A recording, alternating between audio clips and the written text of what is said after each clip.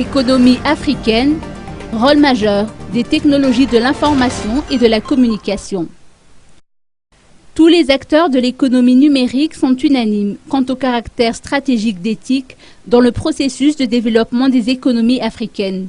Dr Hamadoun Touré, ancien secrétaire général de l'Union internationale des télécoms, actuellement directeur exécutif de Smart Africa, a tenu à partager sa vision de l'Afrique de demain au cours d'une conférence organisée dans la capitale malgache par le ministère des Postes, des Télécommunications et du Développement numérique le 26 mai dernier.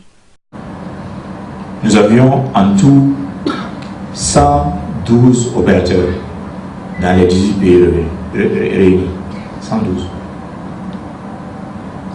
C'est trop. En Europe, aux États-Unis, vous avez trois grands opérateurs, c'est tout. C'est pourquoi le marché est compétitif là-bas. C'est pourquoi les tarifs sont bas. Parce qu'il y a beaucoup de duplication d'efforts. Que ce soit même la facturation. Il y a 112 façons de faire la facturation. Alors qu'une seule méthode suffirait pour eux et ils allaient optimiser. Et plusieurs autres choses. La maintenance, c'est beaucoup de choses. Les tours pour les antennes. Il y a beaucoup de duplications inutiles qui se passent aujourd'hui, qui pèseraient les coûts pour eux. Mais nous ne devons pas leur donner les solutions à leurs problèmes. Ils le savent, ils sont des ingénieurs comme nous. On sait que tout problème, ceux qui sont ingénieurs comme moi savent qu'à l'école d'ingénieur, on nous apprend que tout problème a une solution.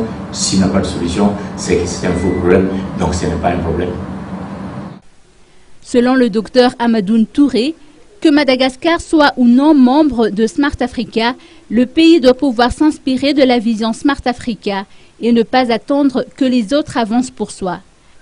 Chaque pays membre a son projet phare et si Madagascar intègre un jour Smart Africa, nombreux sont les types de projets qui pourront être développés. La conférence qui s'est tenue le 26 mai dernier a été présidée par Nepacek Rakutmamound, ministre des Postes, des Télécommunications et du Développement numérique.